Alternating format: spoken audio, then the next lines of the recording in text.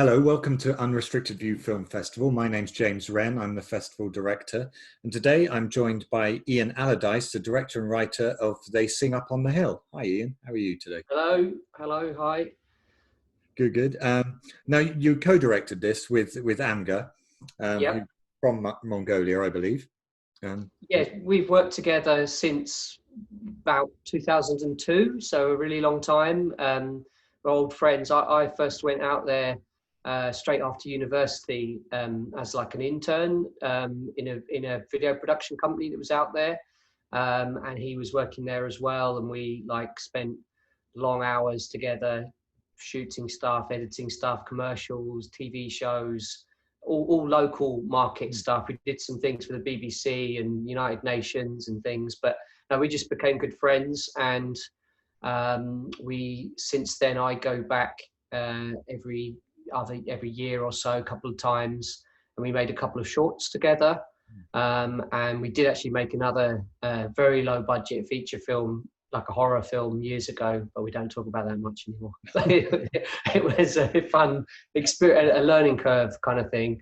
And then, yes, I might as well, while I'm saying it, tell the story of how this film came about, because our previous short film, which was called The Wonderful Flight, it won an award in the UK from another festival called The Smalls.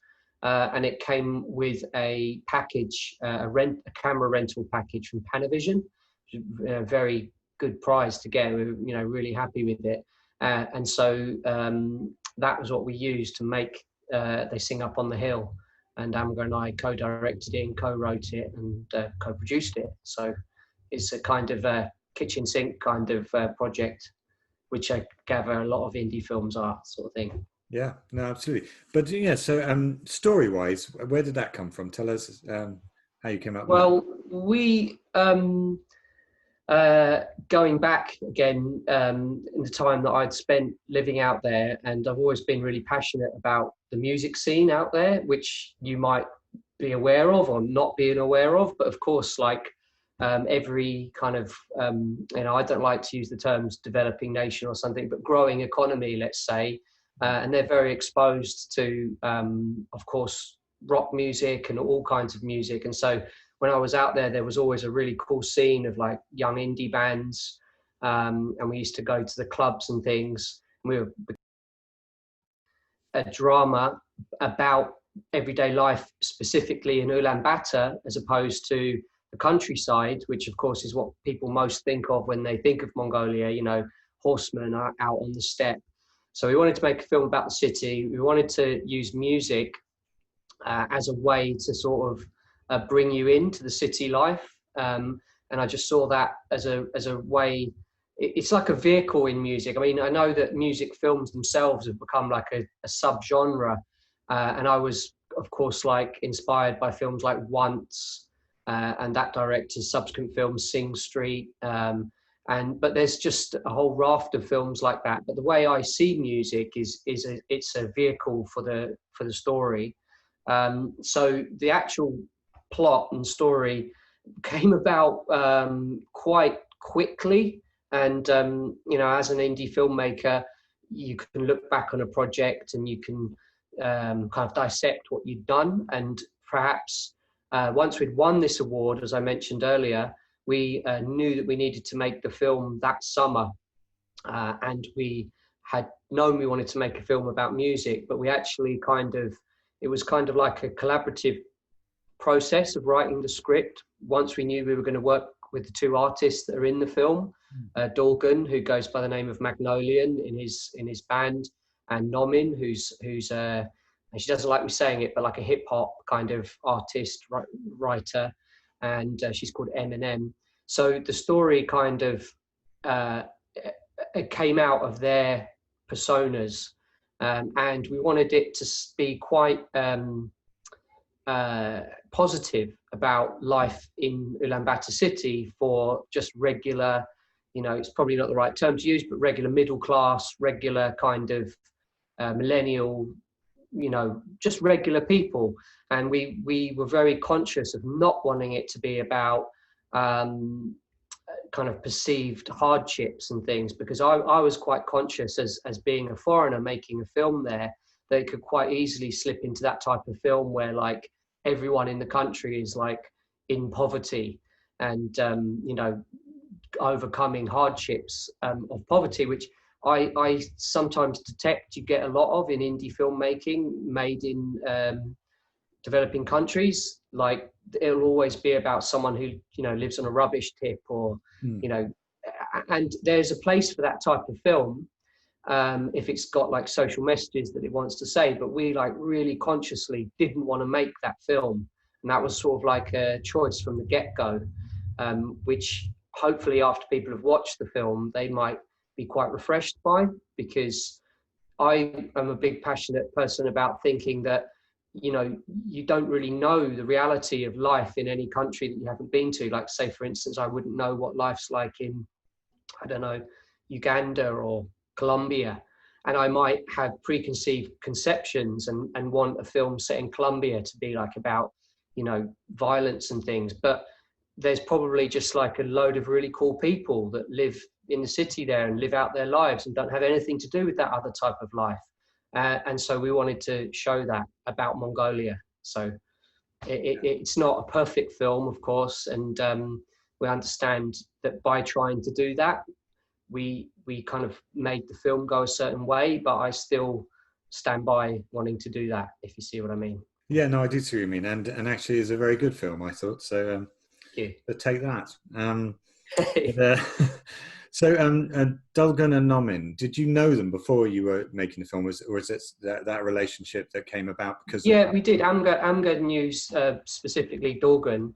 Right. They'd made a music video together, and Dulgun had a type of music, as I mentioned before, that there's a quite like vibrant music scene in Ulaanbaatar. There's hip hop, there's even jazz and things, and there's like hard rock, and there's everything in between. Dulgun has a kind of, again, labels are always not correct, but a kind of folksy kind of Jose Gonzalez kind of sound.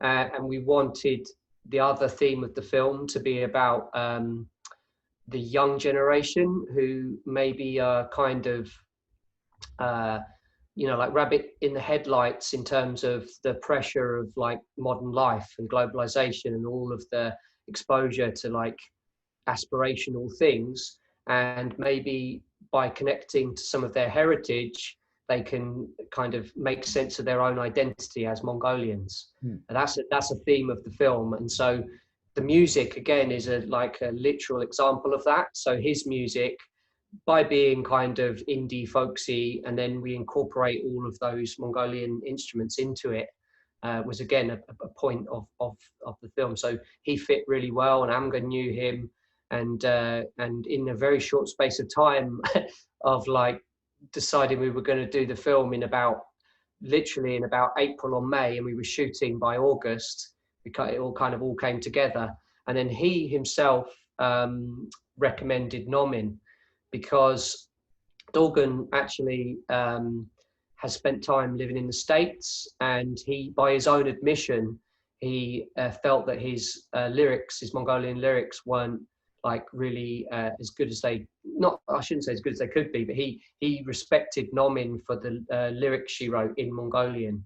She's a hip hop artist, and so he said we should work with her, and so he wrote all the music and she wrote all the lyrics, more or less. I think there's a little bit of crossover, but and then so he recommended her, and again we met her, and it just all fell together.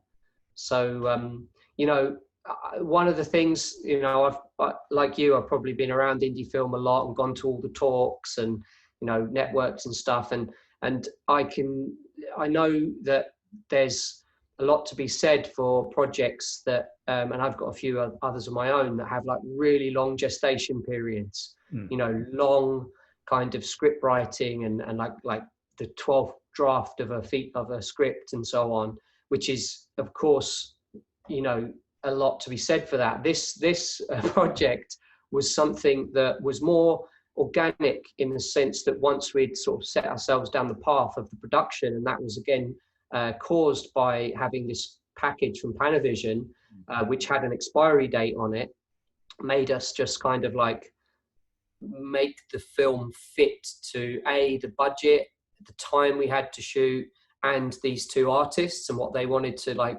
portray in the film.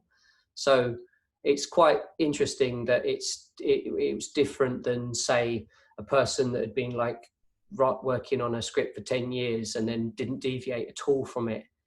You know, we just kind of were quite fluid. Yeah. Yeah. Fantastic. I mean, are there sort of major differences between filming in Mongolia and the UK that, you know, that struck you? Or Yeah, well, the main difference is, which is similar to other aspects of life out there, and from my experience of being in it there and a few other places in Asia, is that I always like to say it's like on a sliding scale between like total freedom to do exactly what you want to do on the one hand, sort of like over here, and then very organized structures for procedures of filmmaking, which is, but without much freedom, which is perhaps what we have here when I'm talking about, you know, safety issues and insurance and things. So in Mongolia, I'm making it sound really dodgy now, but it's not. What I mean is you can kind of go for it. If you can imagine that you want to do something, i.e. a location or just to set up extras, you can just kind of like, of course, with everything being done correctly in a filmmaking sense, you can just get stuff done, if you know what I mean. Whereas here, you might get bogged down in some of the, you know, bureaucracy of doing things a certain way. But then again, on the flip side, in Mongolia, you might sometimes struggle to do something which which might be more difficult because there's perhaps not the support for it. So it's a very free place, and I would say that to, like, I've given talks before, and I've said to sort of like young filmmakers, if you want to just get something done, get something on your reel, make something, you know, do you have a relative that lives somewhere? Could you go out there with some friends as like a holiday, you know, and just feel the freedom of the place and just make something, rather than like getting bogged down in things in London, let's say, or in the UK. And I think that's a good way to start making a project. So yeah, freedom would be my one word summation of making a film in Mongolia. You right. just go for it. And how long was the shoot overall? We shot it all in like 25 days with 2 days off, the whole film. And then we did some pickups the following summer, just for some little incidental things for the edit. So that is quick for a feature, for a full feature. When we were shooting it, people were, really surprised that we kind of pulled it off. And it was because we, again, as I was saying before, we wrote it to be compact. We made decisions about the way that it would work in order to be able to get it done, which I think for a first-time filmmaker and an indie filmmaker is, you know, you look at all the classics of, you know, like Reservoir Dogs or all those filmmakers that made their first film and tried to constrict themselves so that it would get done. Because it's all very well having like a script where, you know, like a dinosaur descends from the moon or something, but you're not going to get it done unless that's your thing. But so we were very tight on our planning, and we did it, and it was cool. Again, it was all to do with Panavision. I had a really fun phone call, and they were great. I have to say, this guy called Adam Brown and another guy called Lee Mackey at Panavision. Because when we'd won this award from the short film, I sort of like called them up and said like, "Hello, I've got this piece of paper here from the Smalls that says we've won this camera package, and I'm just wondering if it would be all right if we take it all to Mongolia." And I was literally imagining, like, I was so nervous on that phone call, thinking that they would, because we knew we were going to do something out there because we had it all set up, and I just imagined them saying like, "Oh," and they were really good. They said like, where you're taking it doesn't really bother us because our stuff goes off all over the place. But the thing is, if you take a certain quick kit and certain cameras and they're needed here, because the deal was it's kind of like a charity you know, that it's a favour to first-time football. So they said, we'll do it for you, but you'll have to be a bit more flexible on what kit you took. So they kind of, you know, made a kit set up from like probably the shelves at the back where it wasn't getting used by the big productions, and put it together for us, and we took it out and brought it back, and it was all good. We broke one filter, so that was all. That's great. Yeah. Yeah. Well, thanks for chatting. I've just got a couple of questions I ask everyone at the end, because they're horrible questions and no one really knows the, you know, because it depends where you are, what time of, you know, how you're feeling. But these questions, do you have a favorite director? Yes. I would have to say, I mean, hometown boy, I would have to say Shane Meadows. Yeah. I mean, he's of course he's more in TV now than he was, but his first film, 24/7, is like a big moment for me, because I watched that when I was about 17 or so, and it was the first time I'd ever seen a film where I really thought, like, I know those characters. They look like me and my friends, and that's what I want to do. And then every film he made after that, I've loved. So I'd have to say he's my favourite director. Fantastic. And finally, what's your favourite film? I've just said it, 24/7, but that is still my favourite film. I could only add perhaps The Big Lebowski, The Thin Red Line, Rushmore. They're all ones that I think a lot of people would pick. Fantastic. Thanks for chatting to us today, Ian. They Sing Up on the Hill is on our opening day. It's Monday the 13th of July. You can get tickets at unrestrictedview.co.uk. Well, straight after this, we've got a trailer from our sponsors, Free at Last TV, for their fantastic show, Agatha Raisin. But Ian, thanks again. And great to speak to you. And I'm sure we'll chat very soon. Yeah, thanks. Next time I see you, I might have gone to the barber. Oh, me too. Yeah, I hope so. Yeah.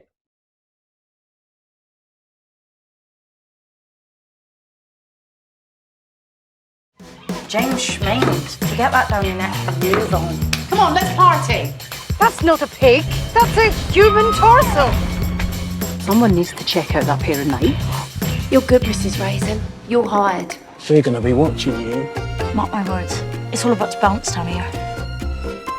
I think it was a statement. Someone really does want you to back off. What in God's hell's name was that? You have got to be kidding me.